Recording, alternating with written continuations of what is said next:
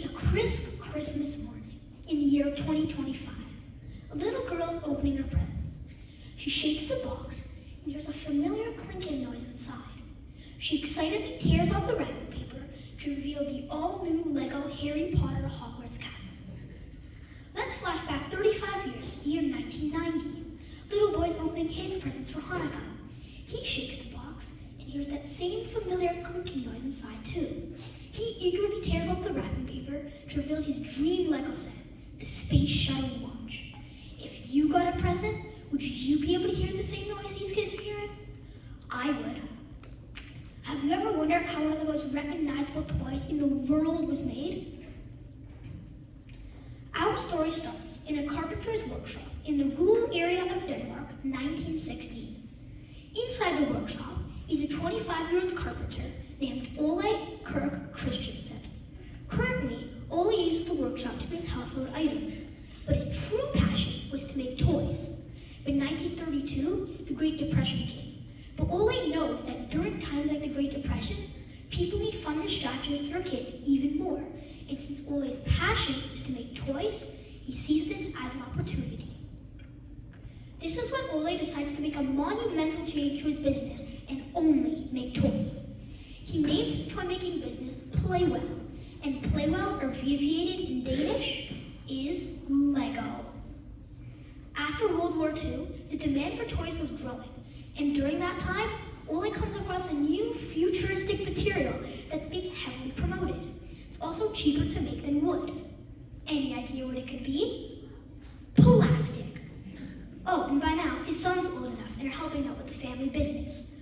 One of his sons, named God, who would be destined to take over someday, is totally against plastic. He thinks it's inferior to wood and won't even touch this stuff.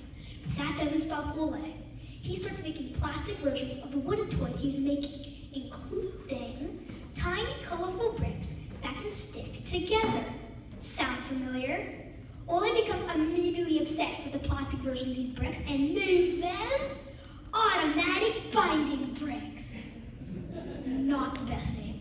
But surprisingly, these bricks look pretty much the same as the bricks we know today, except one key difference. They're hollow. You know how it's kind of like pretty important that the Lego bricks stay together perfectly and you can basically build anything? Yeah, these didn't quite work like that. Toy sellers are angry and want their money back, so God and his team get to work to fix this. And this is when they introduce the tubes that are inside every Lego brick and are vital to keeping the pieces together. Crazy fact, Lego bricks are accurate to 1/5000th of a millimeter, which is the size of a red blood cell. Lego immediately started making these new bricks, which fit your Lego today, 67 years later. Lego bricks as we know them are officially made. Ka-ching! By 1961, 11,000 stores across Europe stocked Lego. But unfortunately, the next 40 years is not smooth sailing for Lego. By the 1990s, Lego was facing financial ruin and deeply needed a new idea to reignite their brand. And in 1999, that new idea comes. It's Lego's first collaboration set, Star Wars Lego. After Star Wars Lego, Lego is back on top. And to stay on top, they come up with so many more collabs. Marvel, Disney, Jurassic Park, Fortnite, Formula One, Super Mario, Minecraft, the list goes on and on. Between 2008 and 2010, Lego sales quadrupled, and Lego keeps growing, and not even screens stop Lego. Lego pivots into screens with something new, the Lego Movie, which definitely proves everything is awesome! Whoa, sorry, gotta get back on track. Today, there are 80 Lego bricks for every human being on the planet. And not only is Lego one of the biggest toy companies in the world, it's also one of the biggest tire companies. Lego makes more rubber tire for their mini Lego cars than actual car companies for actual cars. Well, everyone, that is the life of Lego. But who knows what Lego will make next? I can't wait to find out. The next time you buy a Lego set and you hear that clink of plastic, hope that you'll remember how it all started with a carpenter from the Danish country.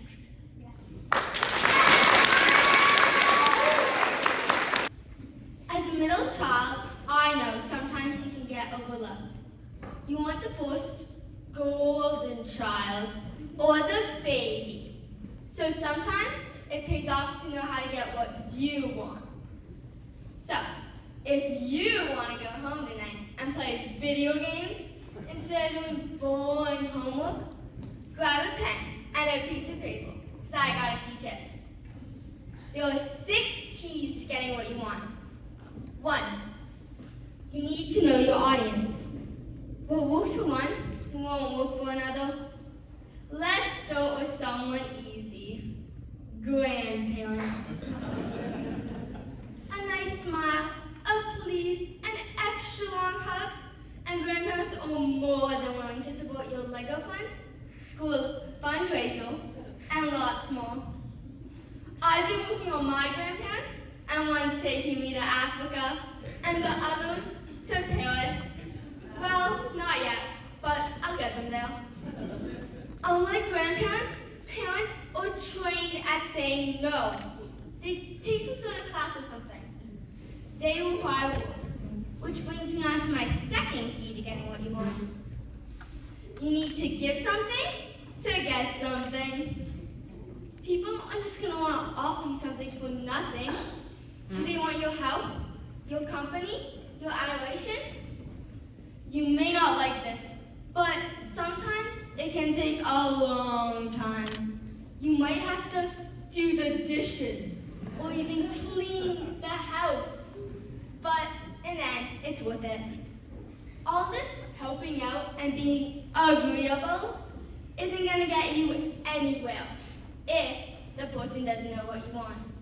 Which leads me on to tip number 3. The squeaky wheel gets the grease. You need to make it clear what you want. Don't be afraid to ask. People are mind readers. Everyone loves shopping. But you know what's even better than shopping? Bargaining. You can't bargain your way up Bloor Street, but I have 2 words for you. Yard sale. Take advantage of the people that just watch a docudrama on hoarding and are desperate not to see themselves buried under collectibles from their childhood. Their paranoia is your superpower. Markets are great for bargaining. They say 1 for 10, I say 3 for 2. Usually, their utter shock is enough to get you a great deal. Whether it's your deals or markets, you need to ask for what you want. I always ask for extra gelato at the shop. More often than not, when paired with a smile and manners, I get a generous amount, more than my siblings. Anticipating a response to your request is tip number 4. You need to have thought through and considered any opposing arguments. Do you want to be a lawyer when you grow up? Well, this is perfect practice. You should make your cause believable. Tell them how it will benefit them. But how do you know when to use it? That's where tip 5 comes into play. You need to read the room. Are your parents busy or stressed? Maybe don't ask for a ride tomorrow. Did your sister just find out you stained her favorite sweater? Maybe don't ask to borrow something. You should always ask for something when the person's in a good mood, not when they're tired and mad at you for bickering with your siblings. 6. Almost everyone can be buttered up. If your parents are in a bad mood, then compliments help it. Letting them know how much you love their fashion and music choices always goes a long way to turning around a bad mood. It never hurts to butter someone up. Of course, I can never do this to my teacher. He's just so smart, so cool, so worldly. He would never fall for it. Yet, here I am, in the gym. To the illustrious judges, I'd like to thank you for you so generously volunteering your time to watch our speeches. And to my fabulous peers for being such an amazing audience. It has been my pleasure to be welcomed to the stage by your warming smiles and beautiful faces. I know I'm going to be rooting for you all. So, have I convinced you to vote me 5 stars? I hope so. Thank you for listening. Oh, Canada, the true north, strong and free. Hi, my name is Hera, and I am Canadian. I'm proud to be Canadian, and I love living in Canada. Until recently, though, I never really thought about why. But lately, I've loved seeing Canadians rise up and show pride for our country. It inspired me to learn more about what makes Canada the true north, strong and free. Today I'm going to tell you why Canada is an amazing place to live in and explore. Let's start with what's easy to see. Canada is a huge country with loads of natural landscapes and resources. And even if you haven't had a chance to travel across Canada, you've probably seen pictures of the red sand beaches in PEI, the Northern Lights in Manitoba, and the Rocky Mountains in Alberta and BC. Canada also has a lot of land, the second most in the world.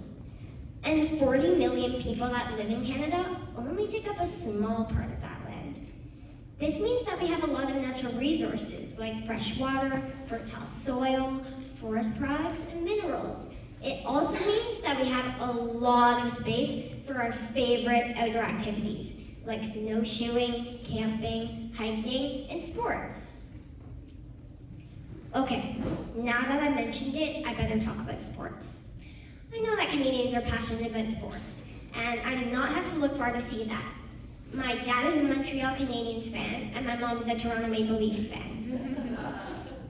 Enough said. Hockey and lacrosse are Canada's national sports, but sports in general are a big part of our cultural identity. They help shape our character, unite communities, and even give us a sense of national pride. Canada's recent win in the Four Nations face-off is a great example of this. I've never seen Canada win men's Olympic hockey gold, but I bet it's pretty awesome. Maybe next year, fingers crossed. While sports are important, there are many other things that make up our cultural identity. We have some neat symbols, like our national flag and anthem, maple trees, red and white colors, and the beaver. We also have an interesting variety of foods, like poutine, ketchup chips, beer, butter tarts, oh, and I cannot forget maple syrup. And of course, we have a very strong art scene. Canadian songs, books, television, films, radio, theater, and visual arts all matter to who we are as a country. Diversity and respect are also important to our identity. Canada is a welcoming, safe place, and Canadians are nice people. We like to say sorry a lot. I once heard my dad say sorry to a chair. Canada is known as a friendly country that welcomes all kinds of peoples and cultures. In fact, Canadians have 450 different cultural origins. This diversity is important to our national identity. A speech about what makes Canada amazing would not be complete without mentioning our strong economy, great education system, and benefits like healthcare and social services. I've learned that these systems provide us with essential support and resources. They also help people have a high quality of life and equal opportunities. I hope you learned today that Canada really is the true north, strong and free. It's a place with natural beauty, strong and diverse cultures, and supportive social systems. This summer, I plan to explore even more of Canada, and I hope I've inspired you to do the same. Over the past few months, I've loved seeing Canadians rise up in support of our great nation.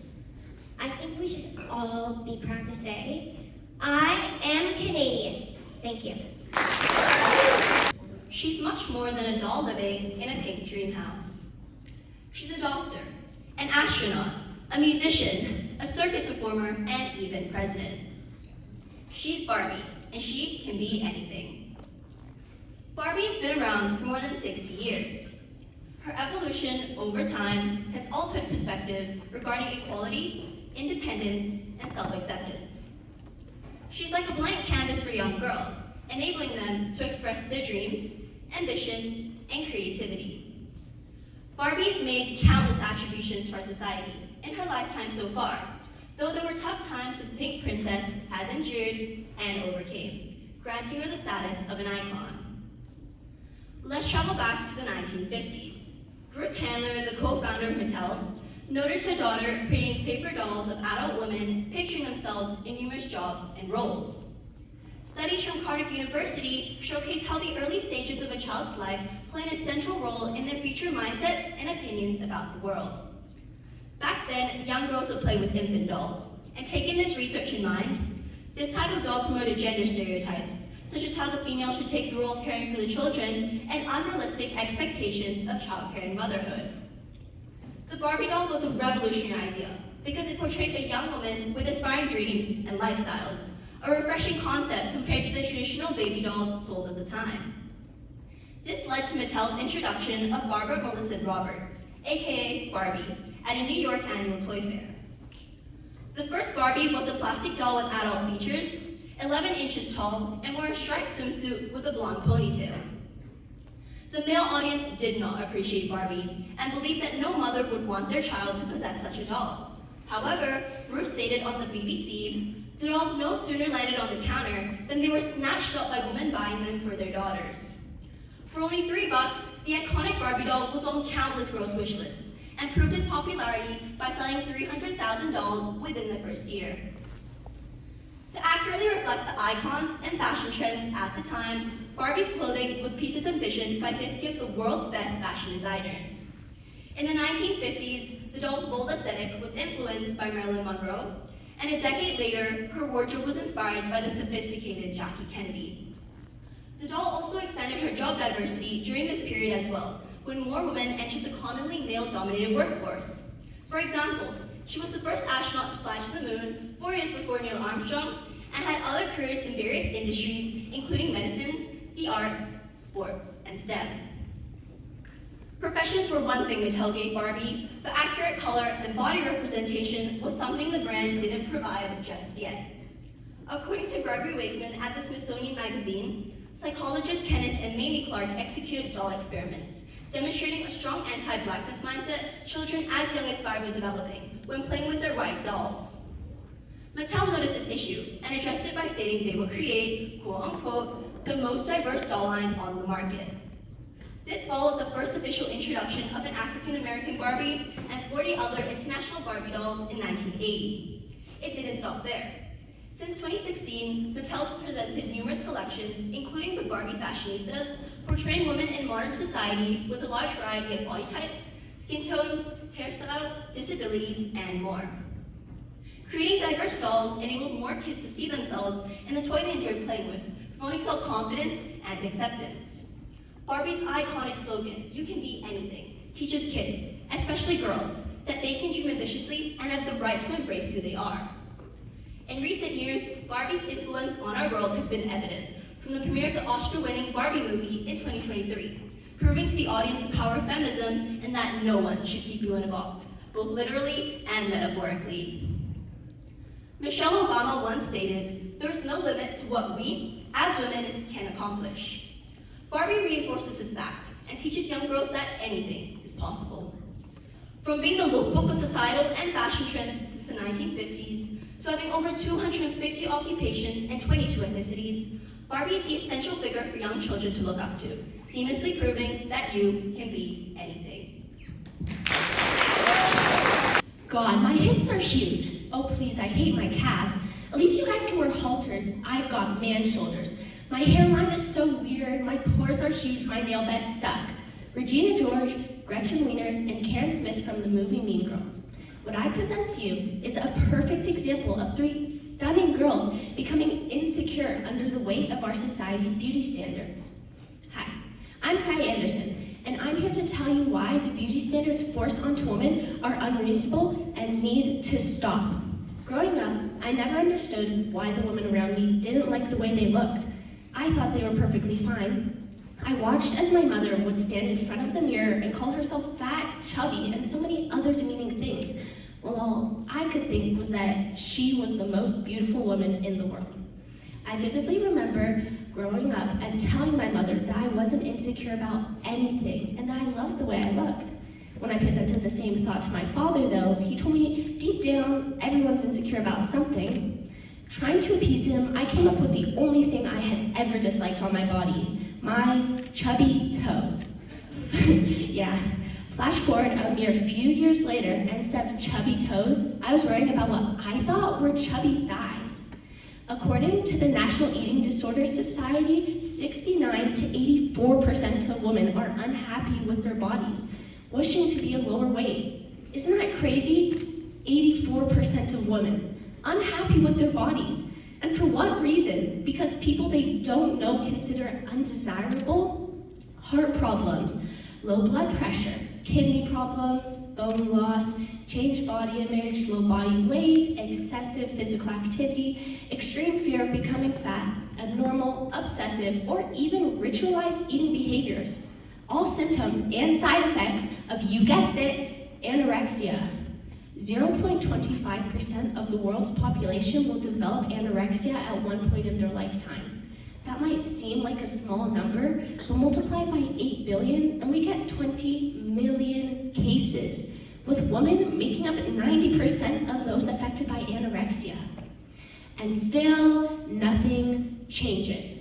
We as a society cast a blind eye and obsess over small noses and waists, low BMIs, thigh gaps, long hair, the list goes on and on. Have you ever looked in the mirror, stared at every imperfection until it was painful to look at? I have. Maybe stepped on a scale and sighed, thinking, maybe I shouldn't have eaten that yesterday. I have. And it's completely ridiculous. So this is what I propose. And it may not be easy, but we as a society need to stop these unreasonable and unachievable beauty standards. When you look at someone else or yourself, don't think about what you don't like, but about what you do. The small and large things that make everyone beautiful. Instead of basing beautiful off of the most famous model or even influencer, we should base beautiful off of everyone's unique features. Let me give you an example. Let's take all the girls in my class. They're all beautiful, but they look nothing alike.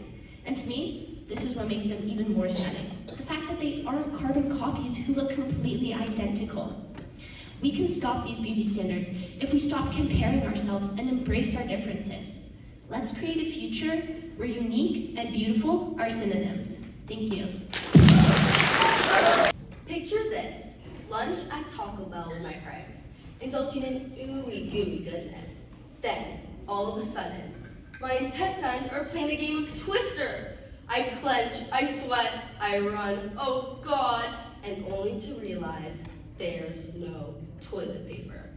I frantically search the stall, craving a sliver of hope, a mere morsel to preserve my dignity. I beg the strangers outside for compassion, for mercy, for anything, but I'm met with laughter and derision.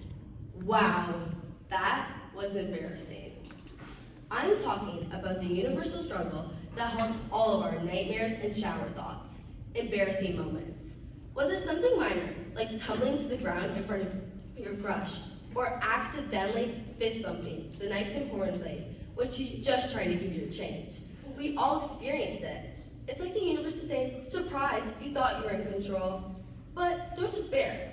Embarrassing moments don't necessarily result in being socially cooked. Rather, take them as character-building moments. Embarrassment helps us build resilience, it gives us a communal experience of relatability, and it helps us have funny moments to share with our friends in years to come. I can tell you from experience, you can't actually die of embarrassment. Having embarrassing moments gives us the appreciation that it didn't actually kill us. You can get back up on stage, even if last time no noise came out during your speech. Even when you barf all over the gym doors during an assembly, after 5 days recovery from both the flu and that horrific embarrassment, you can show your face. Without experiencing and surviving embarrassing moments, we may never be brave enough to try something new. It's also important to recognize that everyone goes through embarrassment. There's a sense of relatability that comes with it. I mean, I know from experience, it definitely eases the sting when your friend comes up to you afterwards and says, don't worry, I've done worse. People who have never been embarrassed, or at least pretend to, have no stories to relate to others. There's nothing quicker to bond people than an embarrassing story. I know we start at least half my texted friends saying, you are never going to believe what happened to me. But when it does happen, you recognize in an instant that you have just done something embarrassing. Your face goes flushed, you hear ringing in your ears, You're suddenly sweating while also feeling chilled? You want to crawl into a hole to disappear. But in the long run, we all deal with embarrassment in our own way. You could drop out of clubs, avoid specific people, move cities, switch schools. Though these are drastic options that your parents likely won't support. You could ignore that ever happened until others forget too. Or you could fess up, own it, laugh at yourself, and take a bow. But this risks becoming the weird kid. There are definitely levels of embarrassment. This is a safe space. You can be honest. We've all tripped up the stairs, laughed a little too hard at our own joke, only to realize that no one else is laughing, or even called a teacher mom. These embarrassments are part of daily life, though some embarrassments are definitely worse than others. There are moments in your life that even a passing thought of makes your body shudder or cringe without intent. These moments plague our very existence with their haunting presence. Though, as time passes, depending on how horrific that embarrassment really was, there's a sense of relief when you just learn to laugh about it. In 20 years, when you laugh about that time a furry started barking at you and made you cry, you'll be glad it happened. Embarrassment is a part of life. It is how we make true memories along the way and build resilience. I'm not saying I'm proud of all those times I've gone beet red in front of everyone. I'm just saying I'm probably better for it. So learn from my embarrassment. Next time you use a public restroom, remember to check for toilet paper. There's a quote by Hillary Clinton that reads, "It is always surprising to me how many young girls think they have to be perfect. I rarely meet a young man who doesn't already think he is." Why? Why is this how it is?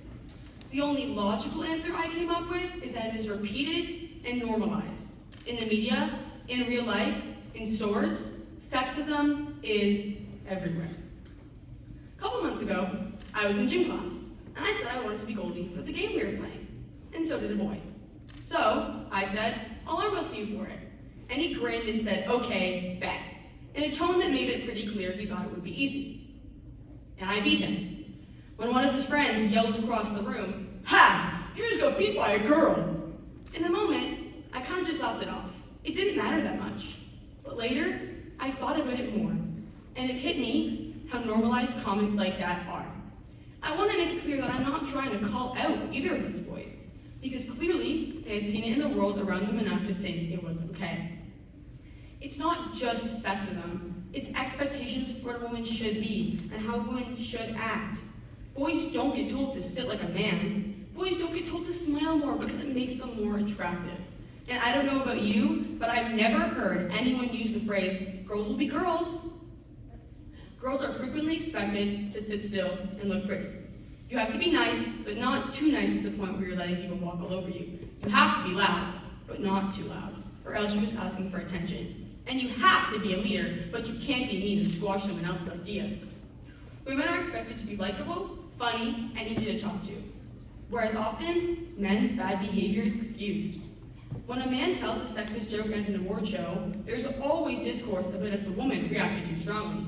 She overreacted, it was just a joke. What about why there time and time again letting men get away with saying these things? A man tells a sexist joke at an award show, but before that, it was approved in a room full of men shaking their heads and laughing, saying, "This'll really do it." They're too sensitive if they don't understand. Sexism in children's clothing. A photo I saw had two shirts right next to each other. One made for a little boy, one made for a little girl. The one made for a little boy said, "Run, jump, flip, repeat." The one made for a little girl said, "Try, fail, fix ponytail, try again." Because that is just what little girls need. Grown adults, sexist agendas being pushed onto them. Then, there's the pink tax. In case you are unaware what the pink tax is when two pieces of merchandise are made almost exactly the same, but one costs more. The pink packaging, the women's products. Stats from NYC.gov say that women pay 13% more for personal hygiene products, 8% more for adult clothing, 7% more for toys and accessories, and 4% more for children's clothing. I always ask myself, when will this stop? We've come so far as a society, yet somehow we're still not equal. As a teenage girl, it hurts to watch women all around the world get their rights taken away. I can't even imagine how the women who are experiencing it feel. In some Western countries, women are losing rights to their own bodies. The tweet by a man named Nick Fuentes, "Your body, my choice, forever," has been viewed more than 90 million times and reposted more than 35,000 times, along with a clip of him saying, "Hey woman, we own your body." Watching certain politicians talk about women is shocking. One claimed he was going to protect women from their homes in suburbia, whether they liked it or not. Does he really have the best interests of women at heart if he's doing it whether they like it or not? These men, who are in charge of running countries, in charge of having social platforms, are abusing their power. Power isn't supposed to cause fear. I find myself scared for my future as a woman, even though I consider myself lucky. I live in a country where I still have my rights. I am surrounded by powerful women, my classmates, my teachers, my family, but still, I find myself sitting and watching stuff unfold through a TV screen. And I often wonder if in 20 years, when I'm a woman, will I still have my basic human rights? To all the women and girls in the audience today, it is okay to be scared, but don't let fear paralyze you. Turn off the TV. Don't watch it happen. Yes, this needs to stop happening, but it won't if we let it. Use your voice. Find your community. Stand up against that sexist comment. Bring that awareness. Write that speech. All we can do is fight. This speech is my first step. Let it be yours too. Be proud to be a woman.